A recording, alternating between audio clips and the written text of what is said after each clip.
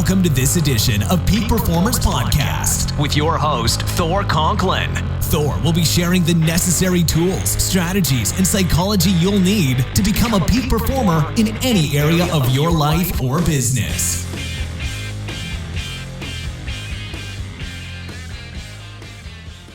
Welcome back to another episode of the Peak Performance Podcast. I'm your host, Thor Conklin, and today from Phoenix, we have Tiffany Armstrong. She is on a mission to educate and empower women to have a peace of mind of avoiding and handling a personal attack.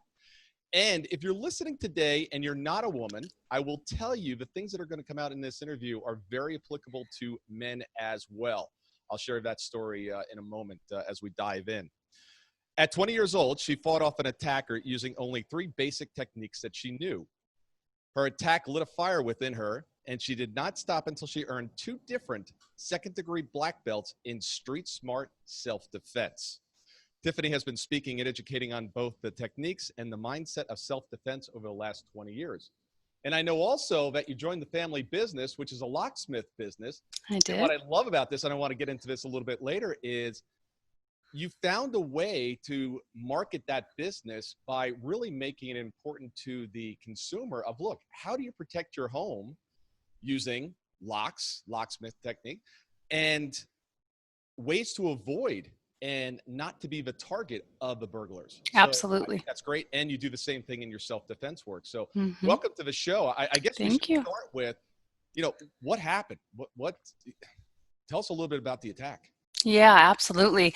Well, I was, like you said, about 20 years old, and I was in college, and I went to an acquaintance's house. I was working with some people. They asked me to head over to a friend's house of theirs, and so I didn't know the person that we were going to. So we were in their house and just sitting around. There's about 10 or 12 of us sitting just around the living room. It was pretty low key, actually, but we were having a couple drinks and some appetizers, and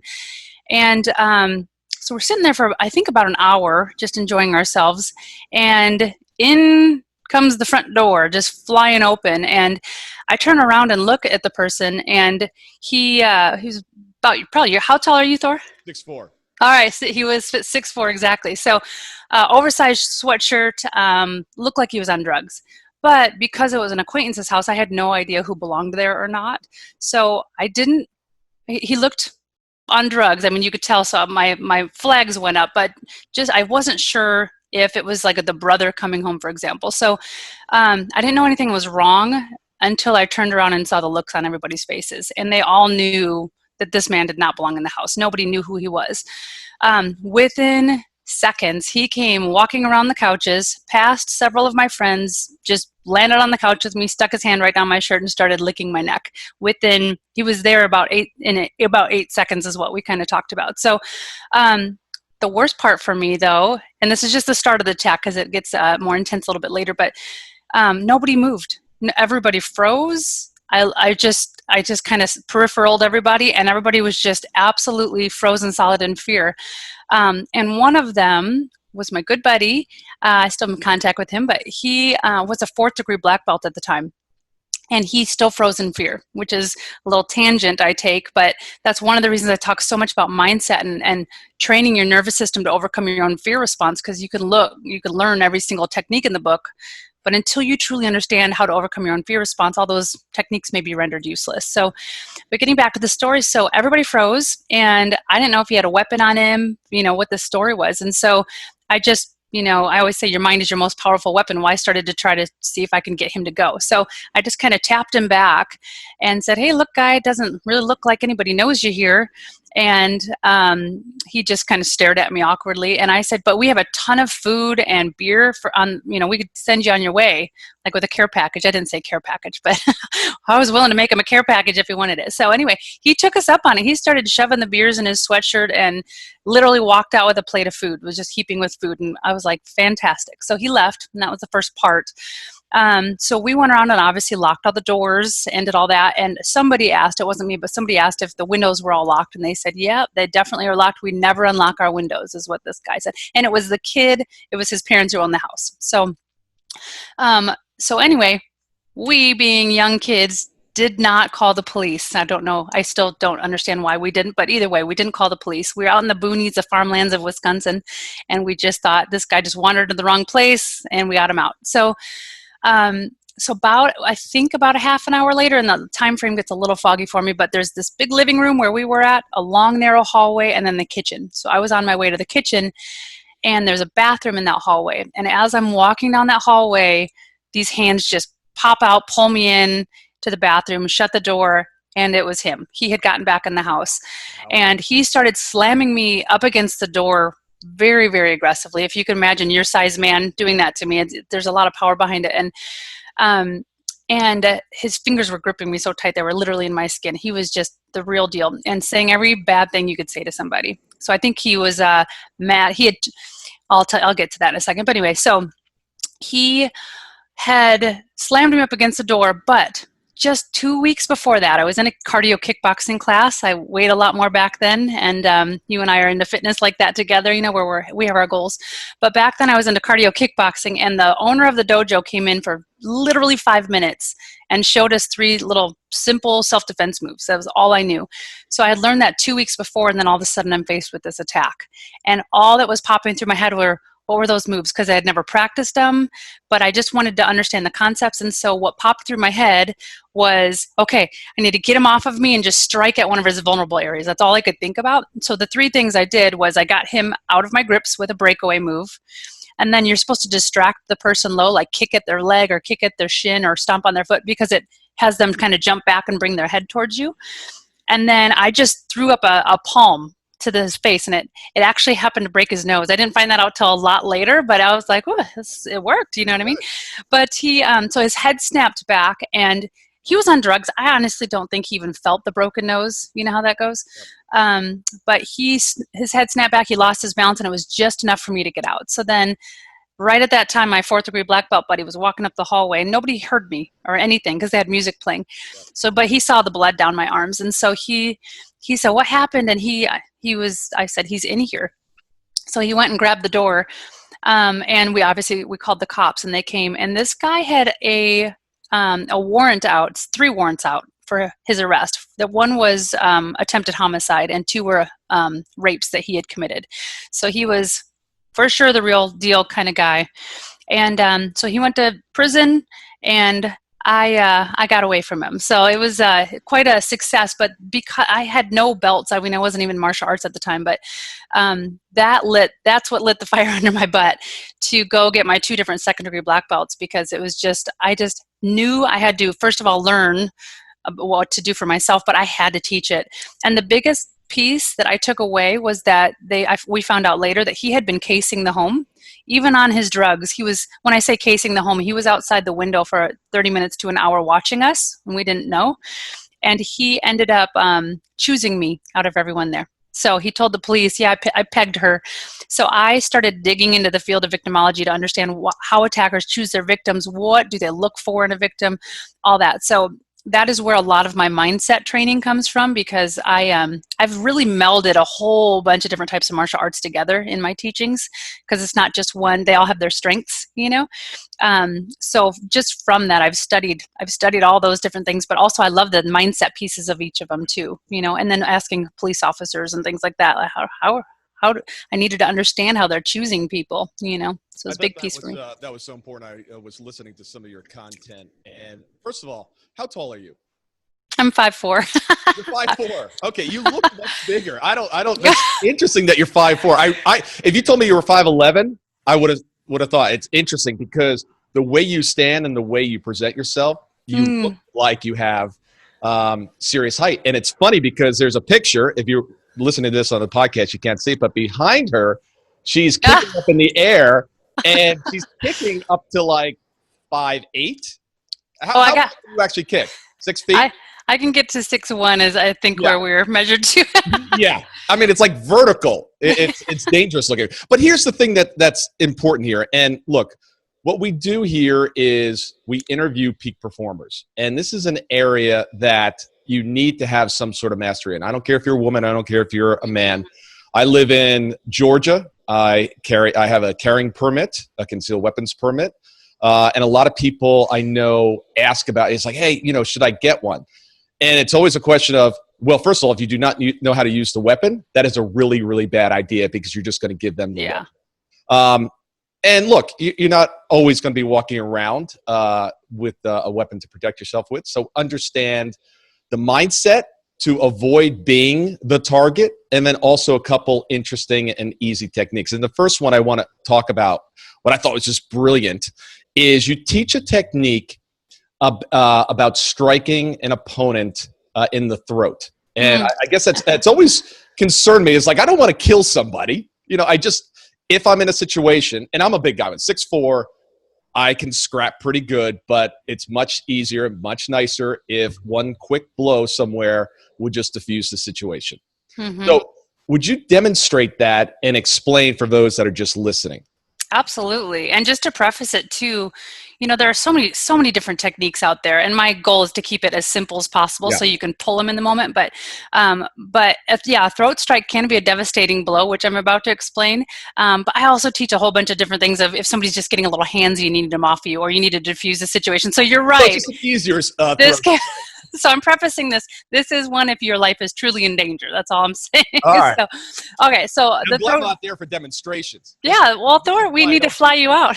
I don't do in-studio interviews because she'd be demonstrating on me. I'd be crippled on the floor. 100%. Yes. Yes, you would. You'd be begging for mercy. But so basically, we want to do what we call a V strike. So you just make this nice stiff V hand, so your thumb's away from your fingers, obviously. So fingers are pointed straight ahead. And the thumb is pointing straight up, forming like a little L or a V. Like an L. So your finger's facing up, and then your thumb is facing out like an L. Yep. So there's a little bit of space to wrap around the throat, basically, to strike the throat with.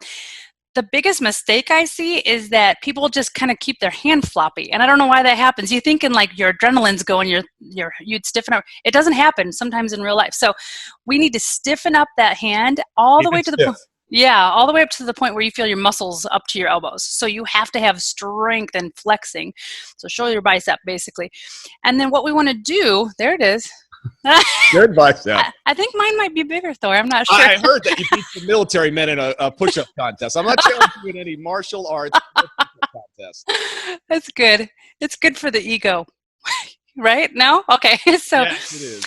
So anyway, so we strike with that type of hand, and where we want to strike on the neck, if I open my dress up a little bit here, so the bottom part of the neck all the way up to the halfway point, if we tense up our neck muscles, there's a lot of muscle there. There is just not. Down by the Adam's apple. Exactly. Down by the Adam's apple or lower. Yeah, and so. Lower, I guess, yeah. Right down by the collarbone.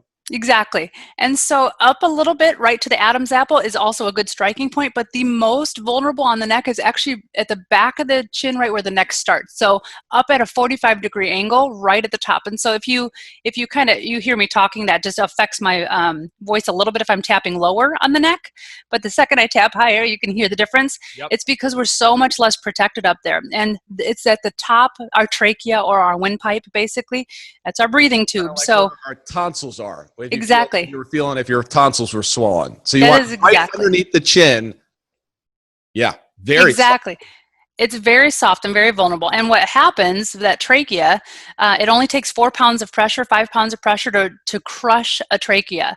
And so that's why I'm saying this is only if your life is in danger, because if somebody's just getting a little handsy and you do that, you will be in court, and it's not going to be a good situation for you. So it's really important. But then the biggest mistake I see, truly the biggest one, is that when people practice this on any sort, in any way, shape, or form, they strike really hard and then they leave their hand out there. And two things happen when this happens. The attacker is going to grab your arm, first of all. But the biggest thing about human nature, and we could just predict this about our attacker, is if you go up to throw a throat strike and they are looking at you, they are going to see it coming, so they're going to naturally flinch and turn their face away, right? But human nature also teaches you that they are absolutely going to look back at you in a quick second. So what you want to do is you want to strike and assume you're most likely going to miss the first or second time, just for the record. So don't always think you're going to hit it on the first time. So as you strike, they're going to flinch. You're already in the process of pulling your hand back, and right when they go to look back at you, you're making contact with that proper area. So I always say, if you have both hands free, alternate throat strikes, like just drop down in your core and your center of gravity. A lot of women too, they practice self-defense up on their tippy toes. Not sure why, but I used to too. Yeah, we're just so used to kind of being up and up and up. So we need to drop and separate the feet. And then it's 2 hands up at the throat strike over and over and over again. Or if they happen to be grabbing one, you have that free hand to just rapid fire up to the neck. But it does have to be up at a 45-degree angle. And I'm telling you, Thor, because you're taller, it makes it easier for me to strike your throat. Yeah. Thank you. You're welcome. Keep that in mind. So, but these types of strikes, when you're talking the eyes, like a gouge, or boxing the ears and bursting the eardrum, those types of things, they're mainly center of body of a man. But so many women, because men are typically are taller than us or stronger than us by nature, we get so panicky naturally because it's like, it's the size thing. But this is how you outsmart size and strength, is by taking advantage of their vulnerable areas. Because your eye hurts just as bad if you get something in your eye as it does me. Yeah. So if I were to gouge or rake across your eyes, you're going to be hurting just as much as I would be hurting. It doesn't have anything to do with your size. So it's really helpful. Mm-hmm. All right, so throat strike. Throat strike. Scratch, poke. Poke, and if you are going for the eyes, it's the center of the eye. I know this is the grossest. Everybody cringes at this topic, but I'm telling you, if somebody's on me in a potential rape situation or whatever it may be, I will not hesitate. So the eye gouge is to the center of the eyes, one finger poke or a gouge, but it's to the center of the eyes, and you rake outward, and it's absolutely disgusting. I agree, but it's they will come out. I know. I'm sorry for the information. That's but right. Look, we're here today to show people how to protect themselves. Absolutely. And if the rapist or the murderer loses their eyes, so be it. Yeah, I 100% agree. And I think women and men as well, but women specifically on this comment is there's so much research that women hesitate to protect themselves. Men, not so much. Men will jump right in. And I'm not saying as a whole, but this is just the umbrella research on it. It depends on our own self-worth and things as well. But women will hesitate because we typically are taught as children to be polite and and not roughhouse as much, although I was a super tomboy and roughhoused as well. But because as a whole, women are taught to be polite and people pleasers kind of thing. Not always, but from childhood up, we hesitate. So women will have a gun in their hand, for example, and just hesitate to pull the trigger, and then somebody's coming in on them. So we have to step up our game with our own self-worth, our own value, and just stop hesitating to protect ourselves or to just set boundaries in life, whatever it may be. But we have to stop hesitating because we are worth saving, and we have to treat ourselves that way. Let's dig into that a little bit, because I'm completely the opposite. If two guys are kind of scruffling or doing something, I'm like, all right, as long as it's not out of control, fine. Sure. If I see a guy scruffling or getting aggressive with a woman, I mean, I don't care. I don't care if I'm driving down the highway. It's like, stop the car and we're going to have a conversation. A matter of fact, twice this happened at just a restaurant. Someone came over to me and said, hey, would you break up this? It looks like there's going to be a fight. Would you break it up? I'm like, here, why are you asking me? But I have this ability to show up in a situation like that in a very calm manner, and I seem to diffuse it without being aggressive. Mm-hmm.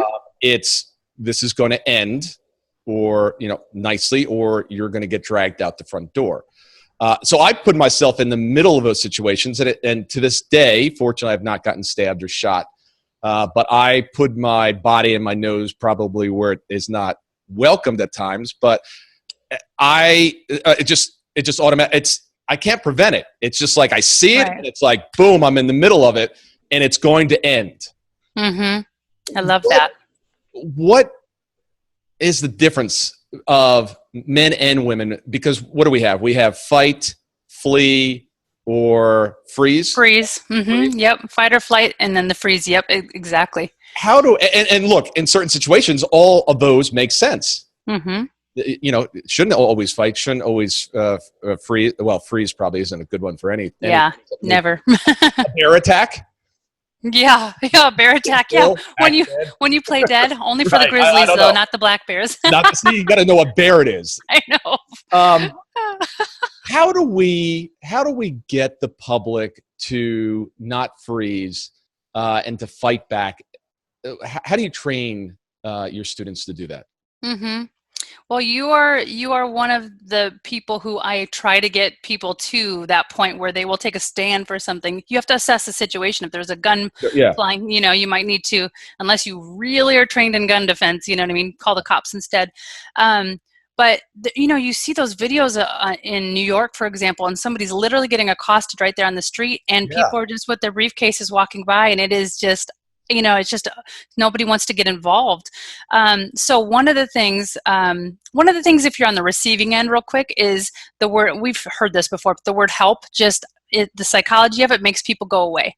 They just doesn't draw people in. It pushes them away.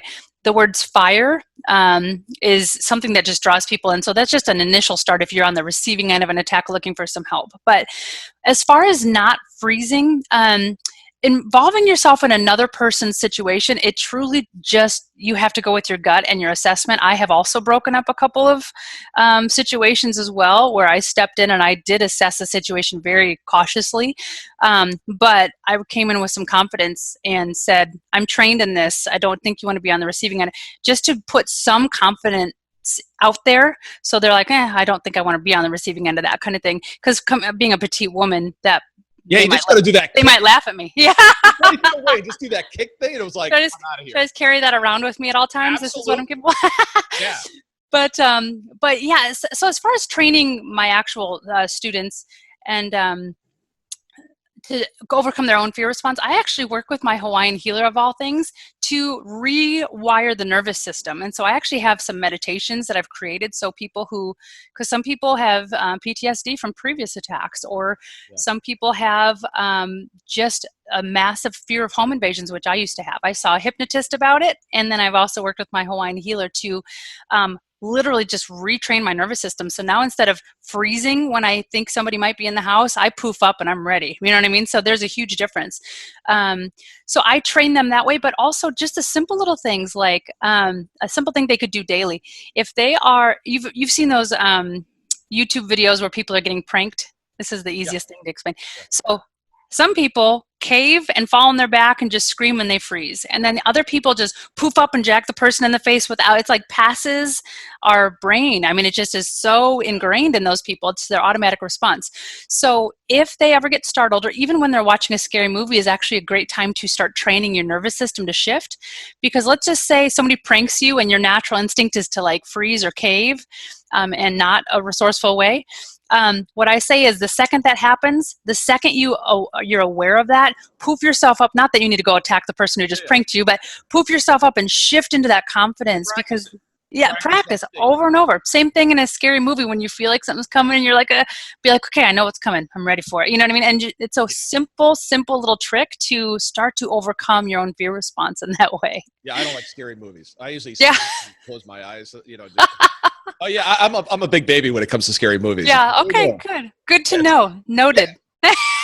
I'm not good with movies. I mean, but if someone's picking out a woman and anywhere, it's like I'm stepping right into the middle of it. I don't know. Good for you, Thor. Like that scare. I don't like to be scared. Yeah. But when I can see the situation, it's. Anyway. Yeah, absolutely. And there was a research study done like with these attackers. They sat these lots and lots of them down, and they were in the prison system, and they sat these people who had attacked women.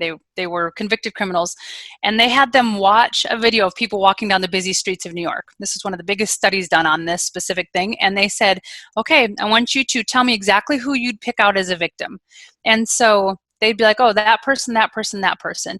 And they went through and picked a whole bunch. And almost every single criminal chose the exact same people, which is absolutely like, whoa. I mean, there's validity behind it then.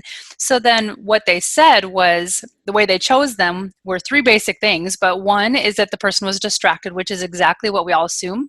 But the other one was so fascinating because they were choosing men your size, just for the record. And they were leaving some petite women out of it. And it's like, whoa, what was that man doing? That large man, you would choose him? And they said it's because he was carrying himself like a victim. Like his breastbone was down, he's kind of maybe shuffling his feet, walking a little slower. But that vibe. I do this all the time with people, but if you slouch, it's like Tony Robbins does this all the time. What words come to mind, right? It's just victim and defeated and powerless. And then all of a sudden you just see somebody who stands up tall and they're walking with confidence. And there's a difference between like coming across as a crazy person and like super masculine, like, I see you, you don't want to be like that all the time, but you do as a woman especially, but men as well. You want to sit up tall and just make eye contact, friendly eye contact, but confident, friendly, like, hi there, versus hi, that kind of thing gives such a huge difference. So the people who are carrying themselves like victims are, they're putting themselves on the victim list of an attacker. So if we could just be in a taller position and walk with confidence, it just gives those signals, obviously, but it gives those signals to people. What I thought was interesting, I heard you speak about previously is, that and it's counterintuitive to me, but sometimes if you're in a situation, let's say it's a dark alley or dark road, and you're just kind of getting that vibe. Sometimes it's like, all right, let me just not be seen. Let me just kind of blend in and not slouch, but just very quietly just try to avoid eye contact and don't have not a presence, but just not to be seen. And you said, this is exactly the wrong thing, because they look at that as being weak. But when you're bowed up or chest up and you acknowledge you give them that confidence that they're like, I don't want to mess with that person. And you also said something interesting about the clothing. Yeah, yep, absolutely. It is such a misconception out there that an attacker would choose a woman who's dressed provocatively or nicely in a business dress or something like that. The woman who's done up in her prettiest version of herself and her, according to society, right? But in reality, and this is again research-based, is that they are choosing people who are walking around in their sweatpants with their hair in a messy bun and no makeup on and just looking kind of, in their words, frumpy, you know what I mean? And the reason being, they're not going after attractive people per se. And this is a blanket statement. There are attackers that will, but as a whole, they are looking for people who look like they don't take care of themselves, because people who don't take care of themselves most likely have a lower sense of self-worth or value. And then they're not willing to fight for themselves or put up as much of a fight, or they will hesitate because they hesitate to do a life-threatening blow to him because they're like not sure if their own value is worth trying to fight and hurt somebody else. So yes, it's actually not the women who are dressed up, or men too, same thing. They will choose out of that study too. They would choose a guy walking around in sweatpants, just looking, and it's not gym like type of clothes. It's just like really, it's about how they carry themselves. But yep, so it's not always about how a woman is dressed up in heels and sexy looking, for example. That's actually on the minority of how they're choosing women. Interesting. Well, let's talk a little bit. So you gave us one technique with the open hand, or not open hand, but the L or V hand up to the throat. Other vulnerabilities, I guess, the groin, knees.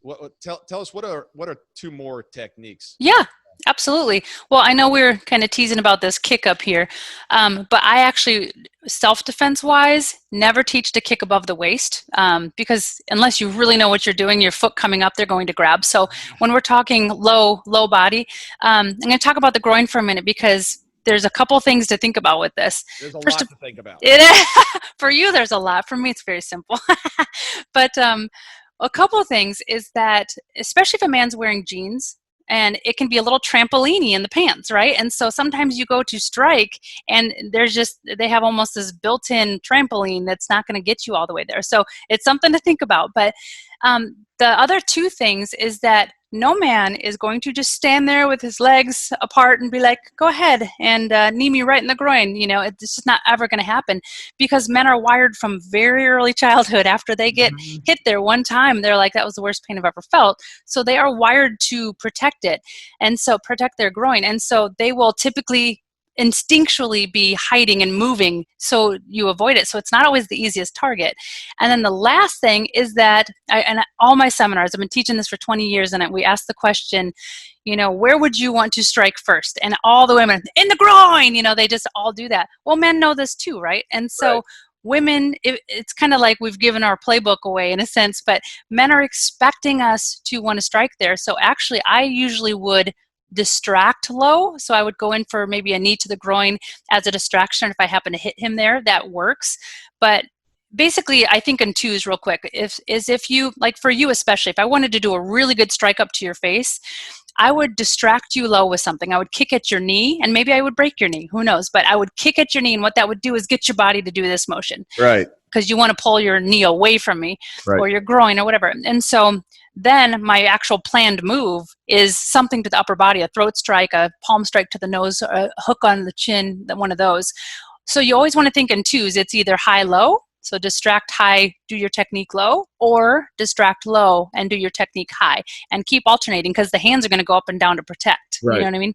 So yeah, and then as far as like just a technique for the lower body, obviously the groin is one of them. And by the way, don't go straight for the groin. Hit the inner thigh, just right in the inner thigh, and then slide up because he'll be moving, you most likely will miss. It's very, very common that you miss, and then you're just hitting the thigh anyway, and that's not going to take anybody out. So you want to hit the inner thigh up at an angle and then drive the knee straight up because the inner thigh will lead to the target. Does that make sense? Yeah, I'm just cringing on this side. Okay. I hear what you're saying. I'm just experiencing it virtually. I did see your face go blank there for a second.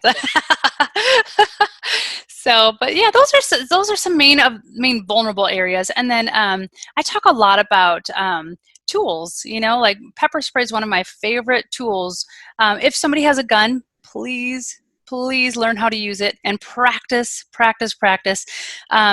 But besides that, stun guns can work really well, but they are typically just a pain. It's just an amount of pain. I've seen people take stuns right in front of me and they're like, oh yeah, that really hurt, But pepper spray is different than mace. So pepper spray, you spray them obviously in the face or the eyes, and it involuntarily closes their eyes. Mace, they can force them open because it's just based on pain receptors. Oh. Pepper spray actually affects the mucosal membranes, and it swells up in their nose and their lungs and their eyes, and so it forces them for at least 10, 15, 20 minutes that they cannot physically open their eyes. They might be able to for 1 second, but then they're closing. So it's not just based on pain, it's also based on the mucosal membranes. But then when you're thinking about pepper spray, if you're a jogger or you're going to be outside, there's pepper sprays that have a stream, and those don't blow back in your face, but you have to have pretty good aim to get them right in the eyes. And it's not the best for multiple attackers, because if it's just a little stream and you have multiple attackers, it's kind of, you have to get them near the eyes. But it's not going to blow back in your face. And then the big other umbrella of pepper spray is that they have ones that kind of cone out, or they call them foggers or cone sprays, that cover the whole face all at one spray. And so that's great for multiple attackers because you can just fog the whole area where they are. But if you're outside, it's a light mist. It can just blow right back in your face. So you just have to be aware of what your situation is. But joggers, for example, and people who are working out like you all the time, a stream spray would be better. You just have to plan for aiming right for their eyes or in the vicinity of. So I'm a big fan of tools as well. I love it. And we're going to give your website out at the end of this show. Sure. So if you have sons, daughters, grandmothers, grandfathers, uncles, aunts, any human being that you want to protect, make sure that you pass this show along to them. And check out our website at the end. I want to switch. We have a couple minutes left here. And sure. I know another big passion of yours is business. I love it. And you've taken, and I love what you've done here, is because, so many businesses, let's take a locksmith, will sell their product based on, hey, here's a product, this is well rated, this will protect your property, this will protect from break-ins, etc. But it seems like the way you attack it is, how can we educate the marketplace on how to make themselves safe? So if they had no lock on the front door, what are you going to do to protect you and your family? So tell us a little bit of how you kind of made that, how you came down that lane that way. Yeah, well, the only reason my attacker was able to get into me was because the home was not secured properly, right? So that ignited my passion about home safety. And so many times it's either burglars or intruders. They can kind of be used interchangeably, but sometimes people are just wanting to go in and steal your stuff, and other times they're coming for you, or a combination of the two. And sometimes a burglar will go in and all of a sudden you're there and it turns into an attack because you startle them, or it just, the situation happens upon itself. So so I have studied the mind of a burglar, because I always say 90% of self-defense is avoiding the attack in the first place. And you want to protect your family and your possessions, obviously. So yeah, with regards to locksmithing, it's so like some really simple things like rekeying your home the day you take ownership. The amount of people who don't do that, and then it's the previous owner's pet sitter who came in the middle of the night and stole your stuff, or you just don't know who has the key to your home. So there's so many for like $200 you can massively change the protection of your home. And so that's how I got down that path, is because it's we took it from an education, instead of, hey, we're a locksmith company, we want to change your locks for money. We are so about educating of how to keep their family and their possessions safe. So we just come from that route, just because of my history, but because we're just leading with our hearts with it. We do a ton for the community with those kinds of things, educational pieces. But so that's how I went down that that path specifically. You also, I saw in a recent post that, if you have a sign out there that says alarm, the difference between having that and beware of dog. Yes. Dog chases away the burglar is not the alarm. Well, and they know that I'm a big fan of security systems. Just let me preface that. But if you use them, if you turn them on, and I will tell you, the majority of people will go in and handle a situation after a break-in, and they have a security alarm, and we said, did the security alarm not work? And they said, oh no, we never turn it on. And it's so common. And so burglars know that. So when you're slapping a security sign in your window, you just kind of make the assumption that, that'll scare them off.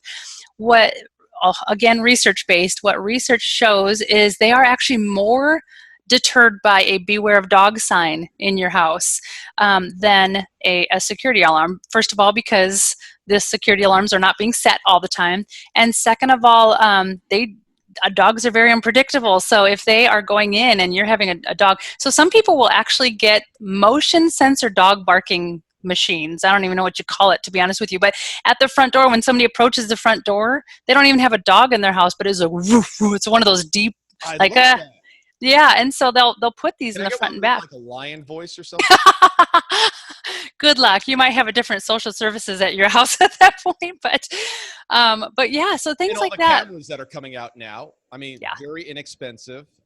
Very inexpensive. Wi-Fi and internet-based, where you can actually see what's going on at your home. See people walking up to your front door. I'm in the South, so it's interesting. You see people running around with bumper stickers all the time that says, forget about the dog, beware of the owner, and the owner with a revolver in his hand or something. I know. It's true. It was funny. My son, when he first started driving, he used to have this road rage, and I'm like, son, you live in Georgia. The majority of the residents here are armed. Okay, do not. A matter of fact, true story. There's a city that passed about 20 years ago a city ordinance that said that every homeowner had to own a gun. I know there's really. Yeah, I know. Obviously, there's a lot of talk about gun control and everything. I'm not here to advocate one way or another. Mm-hmm. But it said you have to. Now they didn't enforce it, but the break-ins went down 75%. Wow. If I'm going to break into a home, I'm going to choose a different home to break into. I'm not going to.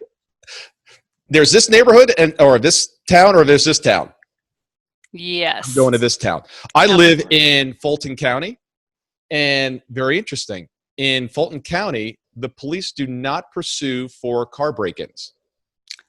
Really? No. So if there was a cop sitting here, somebody breaks in the window, steals a bag, and gets in a car and takes off, the police do not chase. Guess how many break-ins we have here? Oh, yeah. All over the roof. Cobb County, which is just down the road, pursues. They don't go to Cobb County. They come to Fulton County. And it's one of the richest counties here, and it is the richest county in Georgia. So high-end vehicles, high-end merchandise, and the police don't pursue. I've never heard of such a thing. Yeah. I mean, not that they won't prosecute it, but they will not get in the car to go. The car is leaving. They will not create a police chase based on a car break-in.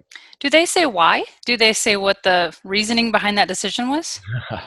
Well, this is Fulton County, Georgia. I think from pressure of creating high-speed chases. Okay. Is what the answer is. But of course, what does it produce? Right.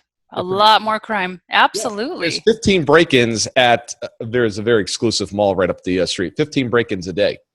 Oh my goodness. Yeah, 15 break-ins. Gracious. Yeah. Okay. Well, that's interesting. Yeah, I did. And wait, guess how I learned this answer. Did this happen? Oh, okay. Yeah. Mm-hmm. Yeah. And the police just told, I'm like, this is, and the poor police officer also said, I get it. I know how you feel. It's just, we don't pursue. I've never heard of such a thing. That's a bizarre All the one. criminals have. Oh yeah, of course they have. Right. And when you start learning these self-defense techniques and you make it very clear that you're willing to defend yourself, yes, you will not hopefully be the victim. And if you are, and there's attempted crime on you, you'll have the tools to do this. So get over to her website. Tell us where they can find more information about you. Sure. Well, my website is tiffanyarmstrong.net. So tiffanyarmstrong.net. And I'm very active on social media. So my Facebook handle is @Armstrong Self-Defense. And I do a lot of different video tips. When you pull up to the gas station, make sure you lock all your doors and then get out just your driver's side door, those kinds of things. So I'm educating exactly on how attackers are attacking in the first place or what their tactics are. So anyway, but that is where I'm at. And then my Instagram handle is Tiffany_D as in Dawn _Armstrong. And I'm very active on there as well. I love it. And what a great last name for self-defense. It just happened to be the family name. I love that. Armstrong. Yeah. That's terrific. Well, Tiffany, thank you very much for coming on today. We really appreciate it. And make sure if you're listening, you get this out, get these techniques, start to practice. I noticed myself, right, is when you told me about that technique, I started doing it myself, and I was like, that's really effective. It is. I'm sure you can just go to the gym, find a heavy bag or some other soft apparatus and just practice. Yeah, absolutely. And you can just do that with muscle memory too, if you're not making contact. But some people at home will fold a pillow, and they'll hold a pillow for each other and have them strike into a pillow, something like that if you have a partner. But yeah, just the muscle memory, or a smaller brother, is that what you said? Yeah. I do not advocate for this. We do not advocate on this show about striking your younger brothers or sisters. Only the older ones. Tiffany will come after you if we hear anything about that going on. Exactly. I'm going to end up with hate mail after this. Between the guns and the picking on the little brother. I know. Oh, well, our intentions are good. We'll say that. Absolutely. Very Tiffany, good. Thank you very much for coming on today. Absolutely. Thank you so much for having me. It's been very fun. You're doing great things. Thank you. Thanks, Thor.